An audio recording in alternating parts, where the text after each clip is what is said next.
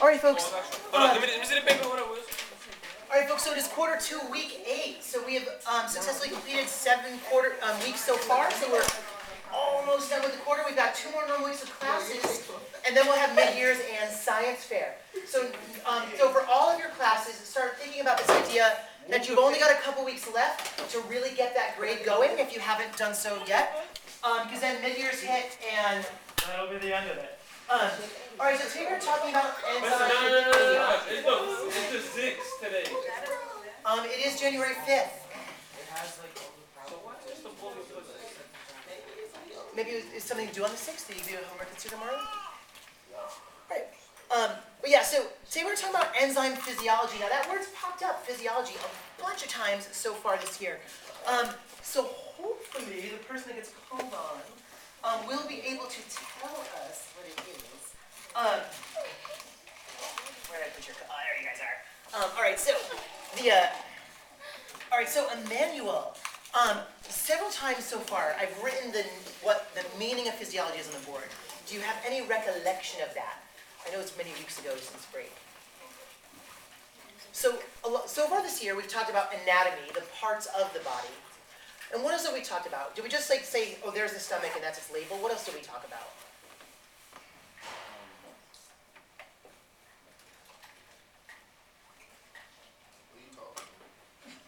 Its name, its shape, and what do we write after that? What it? Why do we have it? Anybody, what does the stomach do from before break? Just before break. Digest food, right? So that would be its physiology, its function, what it does, right? The language of anatomy and physiology is on every MCAS. You need to know this word's meaning, which is why I make a point of writing it every single day in every class we've had for the past 2 months now. So make sure you're fluent at exchanging these two things, knowing that physiology indicates the function of the work at which something will do. All right, let's talk about enzymes. We should talk about fresh foods, which have a lot of these enzymes in it. Let's say I go to the Stop and Shop, and I buy an apple. And I put that apple on my counter. How long do I have to eat that apple before it turns to a mushy pile? What? A few weeks, right? Well, we all agree that that's true. You can leave an apple a week or two, a few weeks, and it's still okay. Still has a little bit of crunch to it, right? So it takes an apple a while, several weeks to rot out. What if I cut the apple open? What happens? Less time, maybe even a day, right? So what happens is when I cut the cells open, when I break my apple, enzymes are released from the cells that have been severed, that have been cut. And those enzymes begin the process of decomposition, of decay. We can modify how long or quickly something changes shape by breaking it down. For example, if I take a whole apple, let's say I swallowed a whole apple, would I be able to digest it well in my stomach? No, right? Because what does the apple have around it? A skin, a protective layer that will prevent my stomach acids from getting in. But if I break the cells open, all the enzymes in my stomach can work on just the apple. All right, so let's have a quote reader today. Right. It would be Miss Hernandez. Mistakes are like enzymes for character development. All right, so basically we kind of talked about a little bit about what happens to the rotting process when there's enzymes exposed. What do you think Yoshimoto is saying here about enzymes? What do they do to character development? Change it in what way? Yoshimoto. Faster or slower? Faster, right? Hold on. Now, Banana Yoshimoto is a famous Japanese author. All of her books are about a funny spin on the pain and misery of existence. All right, so why is his name Banana? her name. Why is her name Banana? Why is your name Jesus? Because it's a long 2-hour story. But it's just the name the parents gave, right? Right, so is it true that making a mistake and maybe feeling bad about the mistake causes you to maybe change your behaviors, to change your character? Yeah, right? So mistakes, just like enzymes, will speed up the person you become, right? like, if, you know, you hurt somebody and they felt really bad, you might apologize to them and then say, I'll never do that thing again, and maybe you will once in a while, but like, overall, you'll try your best to become a new and unique thing. All right, and as always, the homework is the same kind of thing. We're doing some reading, we'll answer some questions. The language in the text is very similar to what we're using in class today. So between the two things, you should be able to answer those questions quite effortlessly.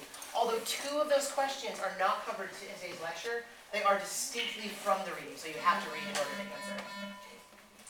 Good afternoon. If there's a student who left a gray coat in Ms. Whitham's room, the coat is in the main office. Again, if there's a student that left a gray coat in Ms. Whitham's room, the coat is in the main office. Thank you. Wait, what All color right, is it? cool. Great. All right, Sue, let's move on to the notes. Our notes are going to occur in two phases today. The first one of these is the introduction phase. Oh.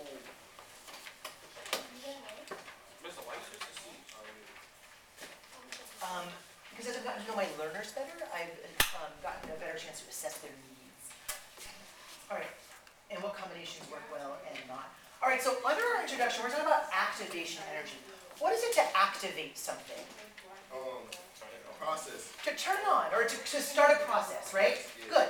Right, so when we activate something, we are, you know, there's the beginning of some kind of movement, some kind of transformation. So in molecules, they have an activation energy, what it takes to get them started, what it takes to get them going. Charge. For example, we did a diffusion experiment that actually showed how energy can change something. If you take a tea bag and you put it in very cold water, do we see a lot of the tea come out of the bag? Do we see the diffusion occur? Yes. Let's say I have hot water and cold water. I put a tea bag in each one. Which one turns brown the fastest? The hot water, right? More energy means more activity. Yes? None yet. Next one though. Right? So our activation energy is the energy needed to make something happen. Right? Or to start a chemical reaction. And we've used this shorthand before, so this is a little bit of a review from our notes at the beginning of this chapter. All right, now our next word is going to be in green, and there should be coloring tools at all your tables from the period before. Actually, there should be enough that each pair of two people have their own set. All right, so in our green we have our enzyme, the topic of the day. So underlining the word enzyme, highlighting it, writing it in that color, but making sure the color green is on the enzyme. Yes. Very focused on everything else.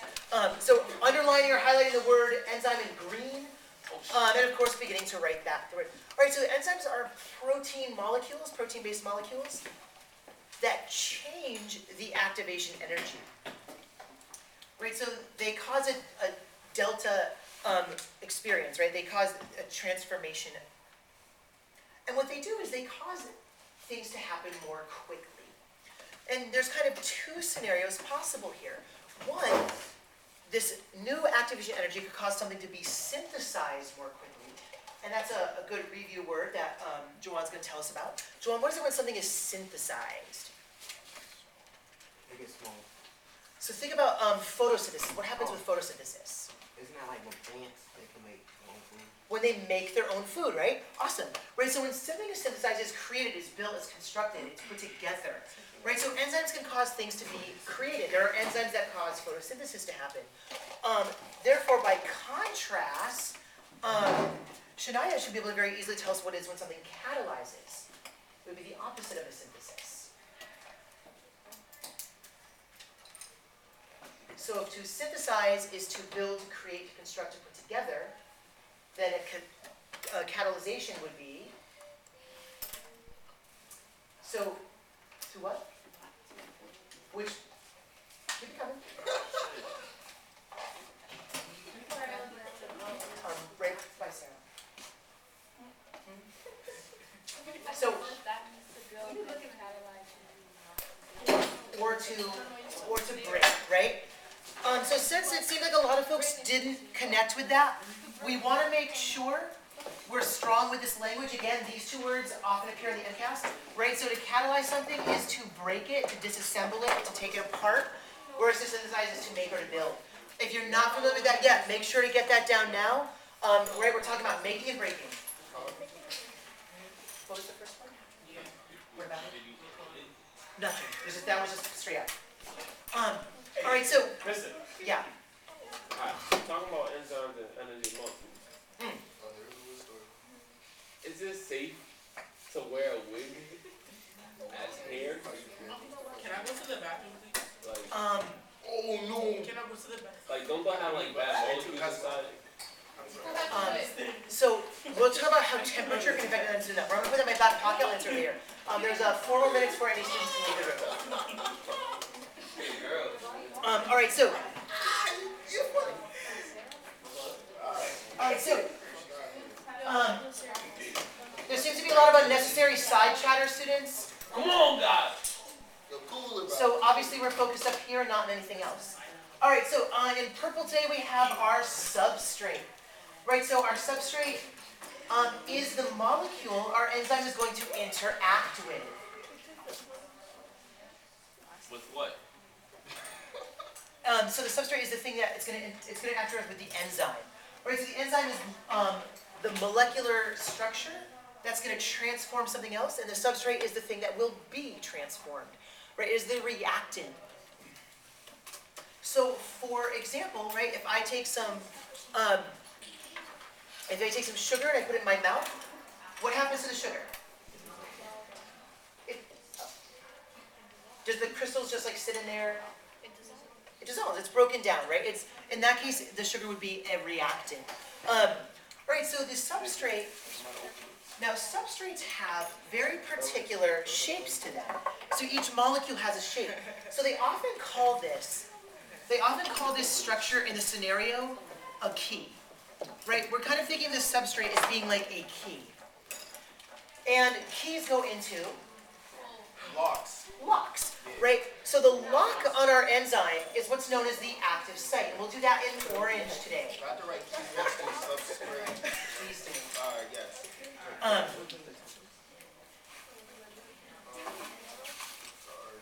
All right, so the active site is the region on the enzyme where the substrate will bind to. So we get a region, a place, a location, an area, a point, and where the enzyme will bind to. What is it when things are bound or to bind to something? What does that verb indicate? Coco, help us out here.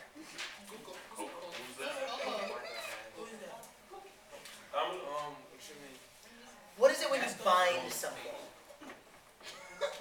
Have you ever heard something being bound or a binding force or binding situation? All right. So let's choose a new friend. All right. So Shaquan, what is it when something is bound or is binding or things are? It's combined. It's combined. Excellent. Or tied together. Awesome. Right. So they're connected or tied in some way. Excellent. So, wait, can you just say... Shut up, David. Can you say something that one would have something to do with a lock? Yeah, right? So we're saying that, right, our active site is the lock that our key will fit into. Right, so the active site is the lock that our key will fit into. Right, so they call this enzyme thing a... What are you doing over there, Susan? All right, so the students will take a moment to remember that they're now back in school, that vacation's over, and they'll focus on their learning rather than anything else. Yes. All right, great. All right, so they call this the energy activation complex, right? This is where things came together. Yes. Or orange, either's fine. For our notes today, we're all using one of you, or one of you. All right, so self-control. Yes. You're a young adult, Yes. not a small child. Yes. All right, so now at the end of this process, after our lock and key are together, we form products. Now I want you to notice that we've done something with this word, where the first part of the word is in red, Crawl and dust. and the second part of the word is in blue. So please also do that in your notes, and we'll talk about why in just a moment. Right, so we're going to do our products in both things. Focused only up here, nowhere else. Buzz one word, buzz. I'm talking to myself. But still unfocused.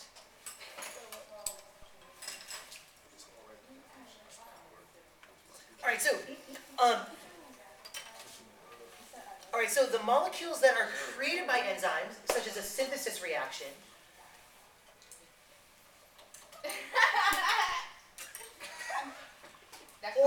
molecules that are destroyed by an enzyme in a catalyzation. Mister, can I please know something away? Yeah, of course, Trash goes right outside the door. Alright, so, well, given his age, I'm sure he can do the right thing. Excuse me, Mr. Thank you. Alright, so the products are molecules that are created by enzyme synthesis or destroyed by enzyme catalyzation. Once again, we're talking about the making of the, oh, not looking back there. Keep it up there. She'll still be here. Oh, you got hand sanitizer? I do not, I only have hand soap, sir. Where you been? Can I use this? Cause I thought something really disgusting. Alright, now, The fuck up, David. I'd like for us to take a moment to think about what we've learned about colors so far this year. So one, if I were to take purple as a color, and I were to break it into its two original components, what would purple become? I don't care. Are you physically able? Wait, hold on. Anybody? What was he supposed to say? Can is a thing of ability. Oh, please, you guys are 14 to 16 years old. Who got paper towels? Oh, may I, right? Right here. Answer permission. Right here. Right So there. when he comes back in, we'll make sure to let him know that can is the physical ability and may is a permission statement. So he said, can I, which was the incorrect thing, and then walked out of the room, which was also the incorrect Can you thing. say may I? So, Can I? thank you for having a seat quickly. All right, so Juan, back to our question. If I take purple and I break it into its two primary components, what two colors make up purple? Red and blue. Red and blue. So we can see here, right, that our substrate, if broken down into products, might make some red and some blue.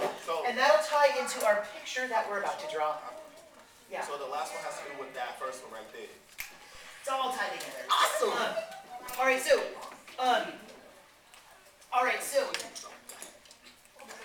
cool. All right, so we're on to stage 2 of our notes. We've got 4 more vocab words to tangle with. All right, so first off, we're going to talk about challenges to productivity. What is a challenge? Ability to do something. Is it the ability to do something? What does a challenge do to the ability to do To something? push a person to do something. All right, so a challenge could inspire you to do better. Yes. But is it something that you can do easily? No. It's a hard. Okay, great. Right, so when we talk about a challenge, we talk about some difficulty, right? Right, so difficulty to enzyme productivity, to how much product can be made. Huh? Can you repeat the question, please? I was making a statement, not asking a question, but I will repeat it, of course. So what we're saying is that there are things that cause enzymes to not work as well, that slow them down, that cause them to be less functional, less productive. All right, one of those things is acidity, aka pH. So changes in the acidity of the body of an organism will change the amount of ions it has. Right, so an ion concentration, such as sodium and chloride coming apart, right, and creating, right, we're seeing we have the salt crystal, but it becoming two different ions, creates a slight electrical current, right? We've all heard the expression electrolytes, which we talked about quite a bit in the last chapter. This charge can cause the enzyme to lose its shape, right? If a lock changes shape, can the key still interact with it? Can the key still fit? No. No, right? Right. So if an acid affects an enzyme and changes the shape of that enzyme, the key will no longer be able to interact with that lock, and then you won't have the reaction. You won't have the product. And so we can kind of put in parentheses here, right? In the in a shape of the lock, right? So we're no longer able to have this lock and key interaction where the enzyme will take the substrate into itself and either build a new molecule or break an existing molecule. Temperature can also cause this. So whenever the body of an organism gets too hot or too cold, it slows down the reactions of that body. For example, we've all been sick before and had a fever. When you're feverish, what happens to your digestion? Does it work better or worse? Worse, right? You put stuff in and you feel like heartburn or just sits there. what's happened is the increase in temperature in your body, the heat, has caused the enzyme to change shape. Yes. I have a question. Reaction. What does that say right there? Of the law? Of the lock. Love? Of the lock. Oh, I think you said love. Of the lock, yep. Right, so fluctuations cause, just walking by, not touching, not talking, moving quickly, come right to your seat. Excellent. If she wanted to hang out with you, she would handle time in class. Oh. We come on over. Rocka. All right, so, I was laughing now, when I'm not smiling. all right, so, She got your pillow. so what is a fluctuation? What is when something fluctuates? Does fluctuation talk about stability or instability? Instability, right? So a fluctuation is when something goes like this. When your body changes temperature constantly, it also changes the rate at which reactions occur, right? So it'll cause the activation energy to lower, and then you can't break or build molecules as easily.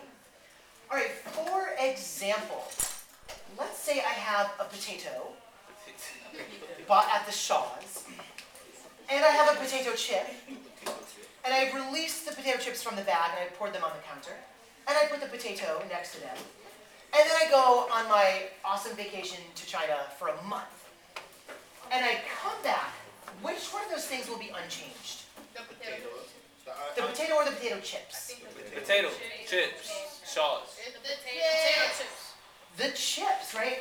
The potato, being a living thing with living cells, has enzymes in it, and those enzymes will cause the potato to slowly transform, right? There'll be an activation energy. But the potato chips, what happens to them? How are they different than the normal potato? They've been what? You take a potato, how do you turn it into potato chips? You send it to the factory. Cut it, and then you fry it, and frying is a form of cooking. Oh, miss, I got a question. Right here. Let me finish up. So the cooking, right, denatured, transformed the proteins in the potato. The enzymes no longer work. And that's why foods that have been cooked can sit around for so long. Right? That's why things in a can or in a box can sit on the shelf at the Shaw's for months or even years and still be the same. Whereas if you take a head of lettuce and you put it on the shelf at the Shaw's and leave it for a month, it won't last as long as a box of cereal would.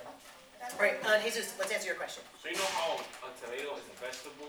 A tomato is actually classified as a fruit. Okay, that too. And you know, ketchup is made out of tomatoes. Yes. Is ketchup still a vegetable / fruit? No. So ketchup has been cooked to the point where it's just all sugars, like it's been broken down. We're gonna actually, I can tie that back to the picture we're about to draw actually. But that's a really good question. It doesn't, like, you can't just like stuff down a bottle of ketchup and be like, I had my fruit and vegetables for the day. Right, like, it's been transformed into something different. All right, great. And you guys remember to Piscatarian's class. What did she say about eating? Should you only be eating like cooked food? What else should you be eating? Foods that are? Frozen. Cold. Before they're frozen, they are Cooked. fresh, right? Fresh foods have enzymes. All right, so let's finish the last two words off for a picture. You know what, they don't need to. Grab one of their computers. It's ridiculous of them to have two right here behind you. Just turn it around, snatch it right out of her desk. All right, so enzymes also, like all things, Elizabeth, Jacqueline, you don't need two side by side. Please hand one up to the gentleman. All right, so. All right, so what is it when we compete? What is a competition? Oh, that's one against another. Two people going. All right, and they both want what? The same thing, right? So let's say we have a basketball game. How does my team win the game? Teamwork. By getting those points, and to get the points, you need Teamwork. the ball, right? So in competitive inhibition, there are other chemicals competing with the substrate for the active site of the enzyme, right? So they'll bind, these other chemicals bind to the active site. It's a different key fitting into the lock. And now the original or the intended key will not fit. Before we move on, let's also add our color coding to this part. So what color do you do active site in from the first part of our Black. notes? Wait, excuse me. Thank you. Active site from the first part of our notes? was in orange, right? So please highlight, underline, active site in orange. What color do we do enzyme in? In green, thank you. Right, so we did our enzyme in green, so make sure that's highlighted, underlined, boxed, or shaded. And what color do we do substrate in? Our purple, our violet, right? So make sure that the word substrate is highlighted, underlined, or shaded in purple. Right, so that way our notes are continuous. And we continue to revisit these concepts, which will be revisited in the picture, leading to your ultimate understanding. All right, so our non-competitive inhibitors are another case. Rather than it being the other team that's your problem, your direct confrontation, these are other factors that could cause problems. If you were a basketball team competing with a second team, and both of you are of the same caliber, like each of the players on each team have practiced the same amount, they have similar skill levels, and you are the team that's doing the away game, what don't you have with you? People to support you. Fans, supporters, right? Are you more or less likely to do better? No. A little less, right? Without the cheering, right? So in non-competitive inhibition, it's not the direct team that is the problem. It's that there's something in the environment that's also causing the problem. In this particular case, a molecule isn't fitting into the lock of the active site. It's attaching somewhere else on the enzyme and making the lock inaccessible. Right, so the problem lies elsewhere than the actual direct situation.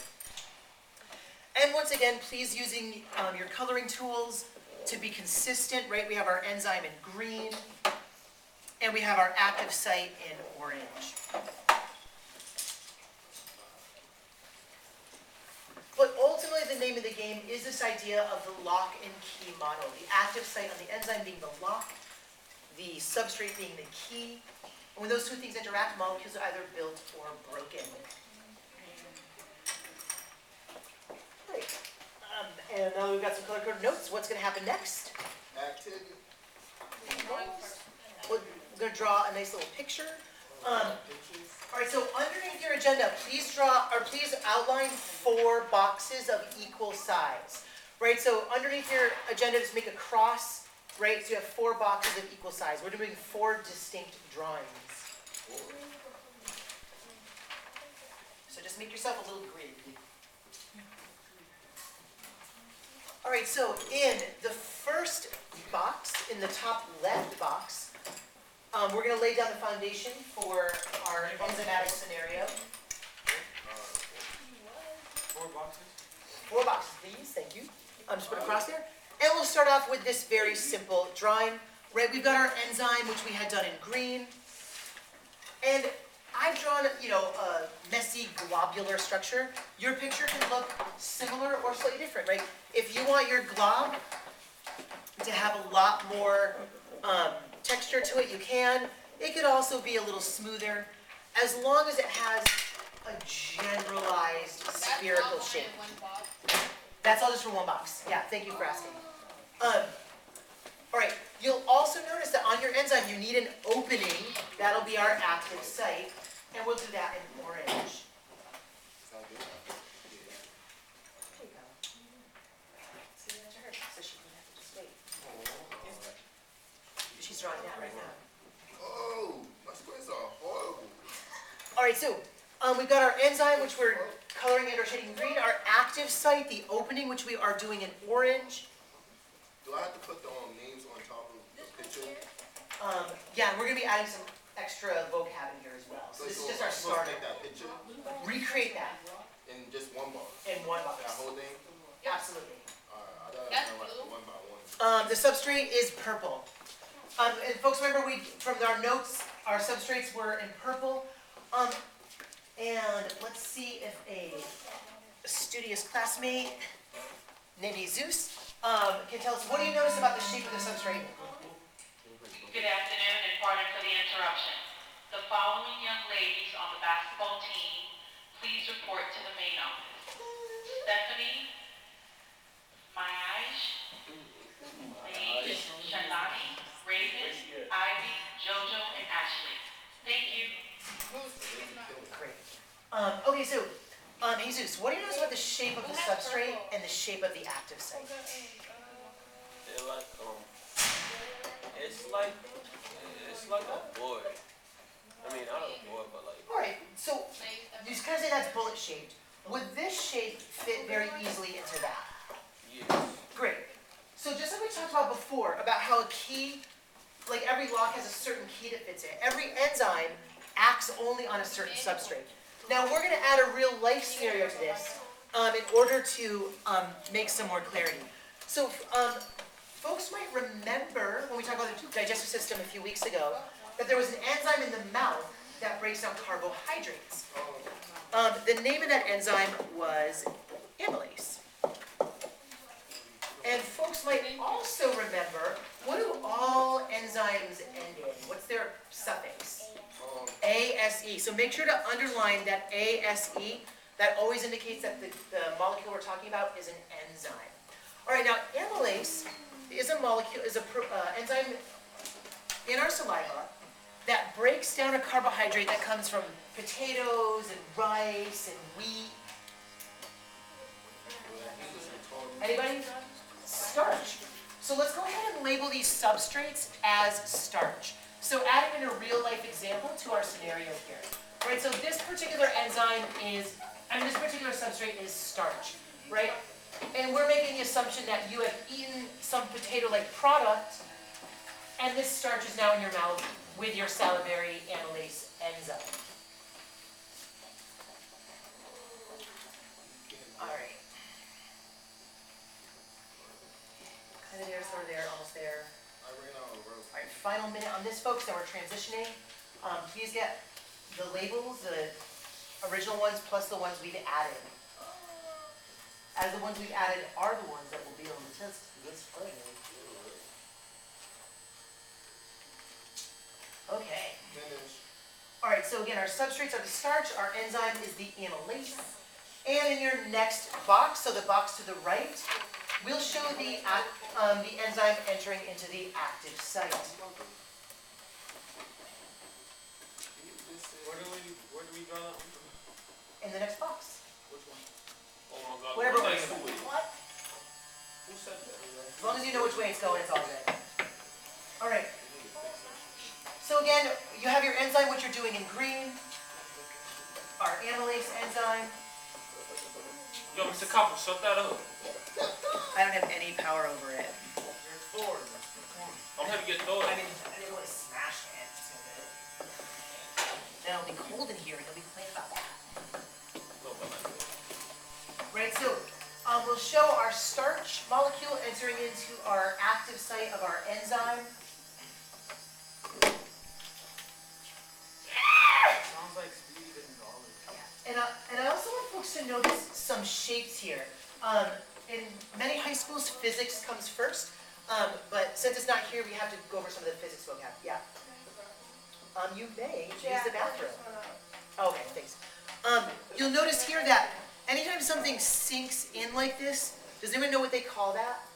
When something is sunken in? That is what we call concave.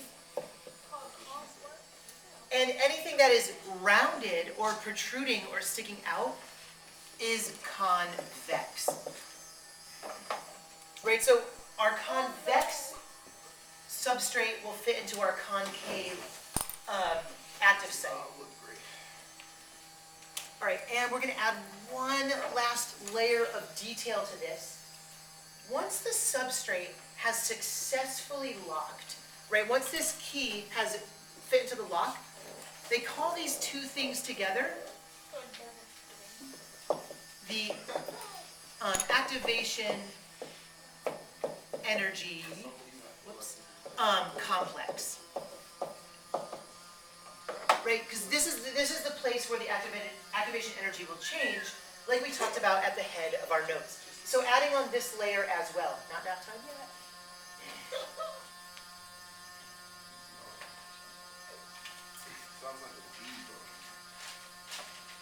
And for those that are feeling a little touch of sass today and decided to be disobedient, feel free to look at the updated grades back there to show you where you're at. Remember, there's only 2 weeks left of this quarter, and we only have a few graded assignments left before we close up the deal. So if you find yourself thinking you don't want to do the right thing, take a look at your grade first, and maybe that'll help you change your mind. Yo, he's subbing so we are. All right, so it looks like we're good here. We've got our concave active site, our convex starch molecule, and we're gonna move on to the next one. All right, now here's where the final understanding starts to come together. Well, let's have it again. Oh, here, wait. One. Yeah, she did discuss this at multiple class. What was this? Sorry. Just put that in this box here, and why don't you just make it smaller right down there? That'll be fun, just make it small. I'll give you another piece of paper if you feel stressed out by it.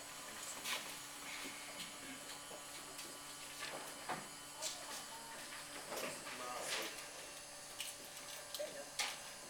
All right, so what you can see here is that our enzyme, our amylase enzyme, had interacted. Once again, I'll add all my original labels in there to be consistent with it. Now, before, we had a substrate which was done in purple, but what do we notice about our products? What colors are they? Blue and Right. red. Great. Now, what was originally a starch molecule has been broken into two smaller molecules. One of those molecules is glucose. So our starch was broken down to glucose, and the other one was broken down to a molecule called maltose. And here's a little throwback from Miss Kachurian's class. Anytime a word ends in OSE, it's a sugar. That is one of those like super key double extra you gotta know it star things on the MCAS. So if you have forgotten it, this is a great time to remind yourself that OSE always equals some kind of sugar. So whether it's fructose or galactose or lactose, it is a sugar. Right, so our starch was broken down. And then of course we want to make sure we understand what those arrows mean. So Sarah is going to remind us, Sarah, the action of a molecule being broken. We talked about enzymes can synthesize or feel free to look at your notes. Does that start with C? Right under the definition for enzyme. Does that start with C? She just said it. Oh. Has to do with cat. Catalyze, right? These arrows represent the catalyzation. Right? Right, so what we've seen here is one large molecule get broken down into two smaller ones. And this is actually going to be the nature of our lab today. We're going to do an experiment where we're taking a large molecule and breaking it into smaller ones with an enzyme. All right, we've got one more little slide of pictures to go, but we'll take some time to finish this. Again, we have an enzyme in its optimal form, its perfect form, its functional form. Substrates of the right shape can fit in only one at a time. Like we talked about before, you know, if multiple people from a household have the same key to the house, can they all use their key at the same time? No, right? It's got to be a one-at-a-time situation. In this case, starch, through our enzyme amylase, breaks down into sugars, which can be used for, anybody hopefully all remember this? Sugar is for energy, right? So we've taken a larger molecule that stored energy, we've broken it into a smaller molecule that will release energy. All right, now as part of our notes, we talked about challenges to enzyme activity. So let's get a picture of that too, and that'll finish us off for our notes. All right, so sometimes enzymes become distorted. Same thing, it's still green. So right, now what has happened to the active site of our enzyme? Does it look like it used to? No, right? The word we call that is denatured. So it's no longer the natural shape, it is denatured, it is altered, it is transformed. And we actually talked about our note today, the things that can cause denaturization. Could these substrates still fit into that enzyme? Would that active site still work? No, right? You can see very, like, by physical representation, some of the original shape is still there, but it's no longer something that can interact with that molecule. What could have caused this? Yes. You shut that up. Is it your the I really absolutely have no control over it. I can't adjust the temperature in this room at all. I already tried that, didn't work. Yeah, like there's no valves in here, there's no thermostat in here. They actually don't even control it in our building. It's like control from the central or something. Yeah. Like, all right, so, Mr. Shields, there are two things we talked about today that can cause a denaturization, that can cause a transformation of an enzyme. What were the two things we talked about, right under challenges? We talked about. Yeah, what kind of things could cause this problem for an enzyme?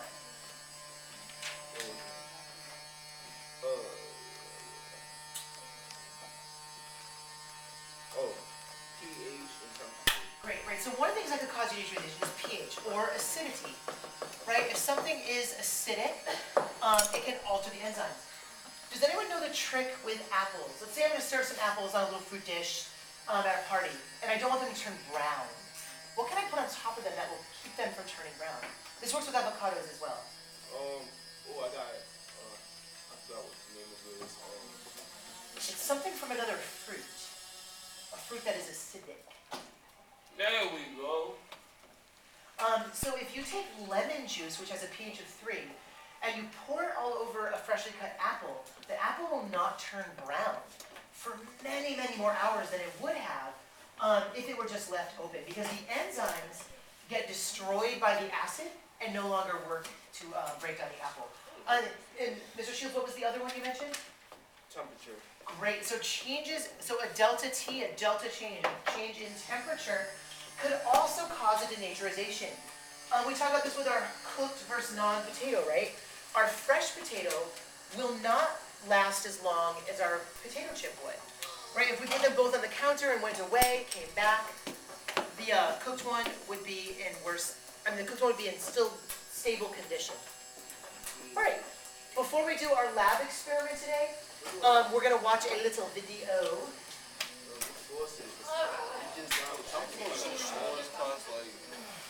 It's making me want to jump off the roof. All right, so right, changes in temperature, changes in acidity. All right, we're gonna watch a short little video, and then we will have our lab, and all will be well in the universe.